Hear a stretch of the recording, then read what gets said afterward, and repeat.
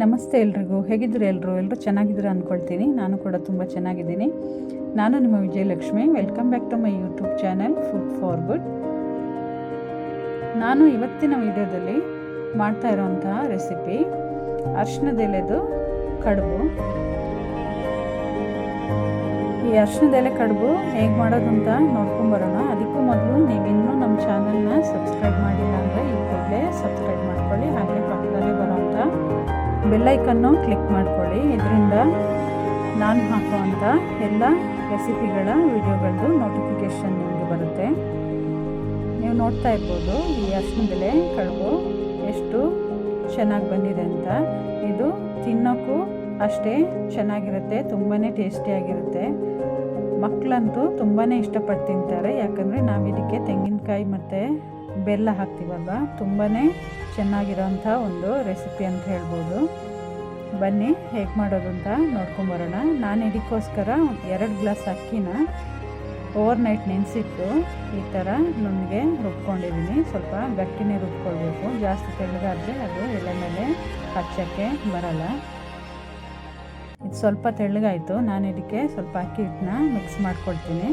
ಹಾಗೆ 1 ತೆಂಗಿನಕಾಯಿನ ತುರಿದಿಟ್ಕೊಂಡಿದ್ದೀನಿ. ನೀವು ನೋಡ್ತಾ ಇರ್ಬೋದು, ಸಣ್ಣಕ್ಕೆ ತುರಿದಿಟ್ಕೊಂಡಿದ್ದೀನಿ. ಹಾಗೆ ಅದಕ್ಕೆ 1 ಕಪ್ನಷ್ಟು ಬೆಲ್ಲನ ಹಾಕ್ಕೊಳ್ತಾ ಇದ್ದೀನಿ. ಬೆಲ್ಲ ನಿಮ್ಮ ಸ್ವೀಟಿಗೆ ಎಷ್ಟು ಬೇಕು ಅಷ್ಟು ನೋಡಿಕೊಂಡು ಹಾಕ್ಕೊಳ್ಬೋದು.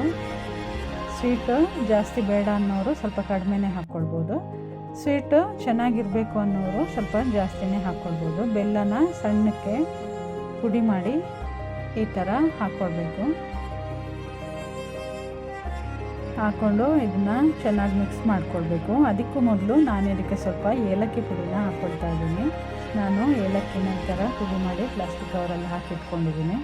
ನೋಡಿ, 1/4 ಟೀ ಸ್ಪೂನಷ್ಟು ಏಲಕ್ಕಿ ಪುಡಿನ ಹಾಕ್ಕೊಳ್ತಾ ಇದ್ದೀನಿ.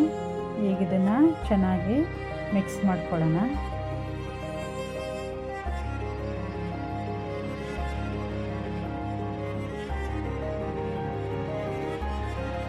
ಏಲಕ್ಕೆಲ್ಲ ಚೆನ್ನಾಗಿ ಹೊಂದ್ಕೊಳ್ಳೋಂಗೆ ಎಲ್ಲ ಕಡೆಗೆ ಮಿಕ್ಸ್ ಮಾಡ್ಕೊಳ್ಬೇಕು.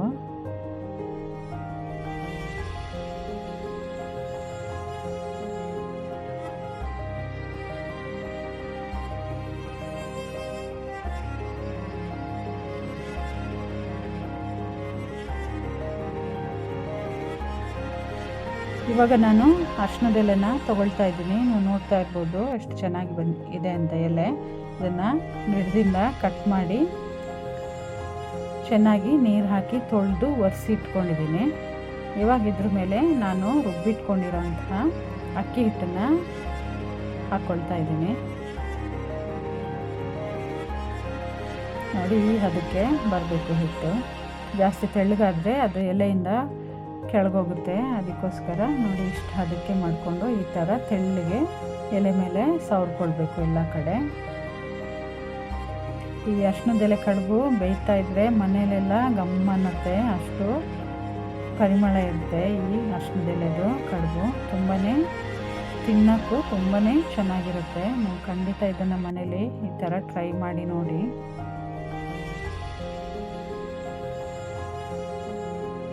ಎಷ್ಟು ತೆಳ್ಳಗಾಗುತ್ತೆ ಅಷ್ಟು ತೆಳ್ಳಗೆ ಹಚ್ಕೊಳ್ಬೇಕು.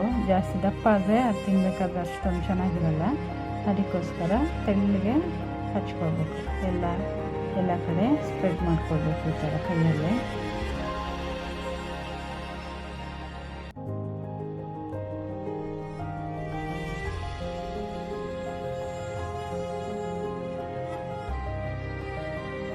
ಅದ್ರ ಮೇಲೆ ಇವಾಗ ನಾವು ಬೆಲ್ಲಕಾಯಿನ ಏನು ಮಿಕ್ಸ್ ಮಾಡಿ ಇಟ್ಕೊಂಡಿದ್ವಿ ಅದನ್ನು ಹಾಕ್ಕೊಳ್ಬೇಕು. ಎಲ್ಲ ಕಡೆ ಸ್ಪ್ರೆಡ್ ಆಗಂಗೆ ಹಾಕ್ಕೊಳ್ಬೇಕು. ನನಗೆ ಅದು ಅರಿಶಿಣದೆಲೆ ಕಡುಬು ತಿನ್ನಬೇಕಾದ್ರೆ ಎಲ್ಲ ಕಡೆ ಬೆಲ್ಲಕಾಯಿ ಸಿಗಬೇಕು, ಆವಾಗಲೇ ಚೆನ್ನಾಗಿರೋದು. ಅದಕ್ಕೋಸ್ಕರ ನೋಡಿ ಈ ಥರ ಎಲ್ಲ ಕಡೆ ಸ್ಪ್ರೆಡ್ ಮಾಡ್ಕೊಳ್ಬೇಕು. ನಾವು ಅಕ್ಕಿ ರುಬ್ಬಬೇಕಾದ್ರೆ ಒಂದು ಸ್ವಲ್ಪ ಉಪ್ಪು ಹಾಕಿ ರುಬ್ಕೊಳ್ಬೇಕು, ಇಲ್ಲಾಂದರೆ ಸಪ್ಪೆ ಕಾಯಿ ಬೆಲ್ಲ ಹಾಕಿದ್ರೂ ಉಪ್ಪು ಹಾಕಿದ್ರೇ ಅದಕ್ಕೆ ಟೇಸ್ಟ್ ಬರೋದು. ಹಾಗಾಗಿ ಒಂದು ಸ್ವಲ್ಪನಾದರೂ ಉಪ್ಪು ಹಾಕ್ಕೊಂಡು ಅಕ್ಕಿನ ರುಬ್ಕೊಳ್ಬೇಕು. ಈ ಕಡೆ ನಾನು ಇಡ್ಲಿ ಪಾತ್ರೆನ ಇಟ್ಕೊಂಡಿದ್ದೀನಿ.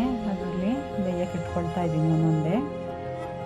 ಒಂದೊಂದೇ ಇಲ್ಲಿ ಹಚ್ಚಿದಂಗೆ ತೆಗೆದು ಅದ್ರ ಮೇಲೆ ಬೇಯಕ್ಕೆ ಇಟ್ಕೊಳ್ತಾ ಇದ್ದೀನಿ. ಇದೇ ಥರ ಎಲ್ಲ ಎಲೆಗೂ ಹಿಟ್ಟನ್ನು ಸ್ಪ್ರೆಡ್ ಮಾಡಿ ಅದಕ್ಕೆ ಕಾಯಿ ಬೆಲ್ಲನ ಹಾಕಿ ಮುಚ್ಚಿಡ್ತಾ ಇದ್ದೀನಿ.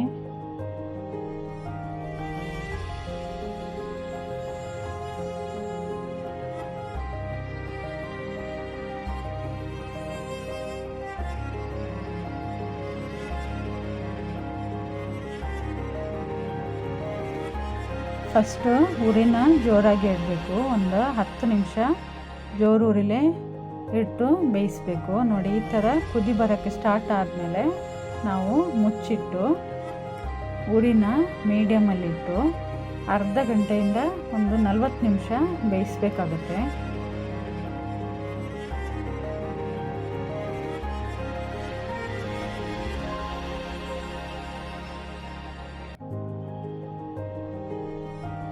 ನೋಡಿ, ಉರಿನ ಮೀಡಿಯಮ್ ಮಾಡಿಬಿಟ್ಟು ಅರ್ಧ ಗಂಟೆ ಬೇಯಿಸ್ತಾ ಇದ್ದೀನಿ. ಒಂದು 10 ನಿಮಿಷ ದೊಡ್ಡ ಉರಿಲೇ ಬೇಯಿಸಬೇಕು, ಯಾಕಂದರೆ ಅದು ಚೆನ್ನಾಗಿ ಕುದಿ ಬರಬೇಕು. 40 ನಿಮಿಷ ಬೇಯಿಸಿ ಆದಮೇಲೆ ಓಪನ್ ಮಾಡಿ ನೋಡ್ತಾ ಇದ್ದೀನಿ. ನೋಡಿ ಯಾವ ಥರ ಬೆಂದಿದೆ ಅಂತ. ಮನೆಯೆಲ್ಲ ಘಮ ಅಂತ ಇದೆ. ಈ ಅರ್ಶಿನ ಎಲೆದು ಘಮ ಮನೆಯೆಲ್ಲ ತುಂಬಿಕೊಂಡಿದೆ.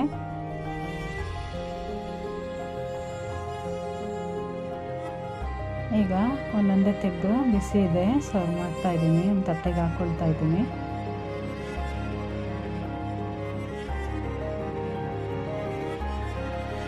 ನೋಡಿ ಹೆಂಗೆ ಬಂದಿದೆ ಅಂತ.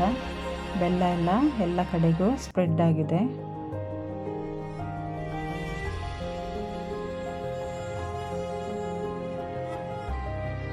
ನೋಡಿ ಬೆಲ್ಲಕಾಯಿ ಹೆಂಗೆ ಇದೆ ಅಂತ. ತುಂಬಾ ಚೆನ್ನಾಗಿರುತ್ತೆ. ಇದಕ್ಕೆ ಸ್ವಲ್ಪ ತುಪ್ಪ ಹಾಕ್ಕೊಂಡು ತಿನ್ನಬೇಕು. ತುಂಬಾ ಟೇಸ್ಟಿಯಾಗಿರುತ್ತೆ. ಬಿಸಿ ಬಿಸಿ ಇರಬೇಕಾದ್ರೇ ತುಪ್ಪ ಹಾಕ್ಕೊಂಡು ತಿನ್ನಬೇಕು. ಈ ರೆಸಿಪಿ ನಿಮ್ಗೆ ಇಷ್ಟ ಆಗಿದ್ದರೆ ಒಂದು ಲೈಕ್ ಮಾಡಿ, ಕಮೆಂಟ್ ಮಾಡಿ, ಹಾಗೂ ನಿಮ್ಮ ಫ್ಯಾಮಿಲಿ ಫ್ರೆಂಡ್ಸ್ಗೂ ಶೇರ್ ಮಾಡೋದನ್ನು ಮರಿಬೇಡಿ. ನೀವಿನ್ನೂ ನಮ್ಮ ಚಾನಲ್ನ ಸಬ್ಸ್ಕ್ರೈಬ್ ಮಾಡಿಲ್ಲ ಅಂದರೆ ಈ ಕೂಡಲೇ ಸಬ್ಸ್ಕ್ರೈಬ್ ಮಾಡ್ಕೊಳ್ಳಿ. ಹಾಗೆ ಪಕ್ಕದಲ್ಲೇ ಬರುವಂಥ ಬೆಲ್ ಐಕನ್ನು ಕ್ಲಿಕ್ ಮಾಡ್ಕೊಳ್ಳಿ. ಇನ್ನೊಂದು ಹೊಸ ರೆಸಿಪಿ ಜೊತೆ ಮುಂದಿನ ವೀಡಿಯೋದಲ್ಲಿ ಸಿಗೋಣ. Thank you for watching.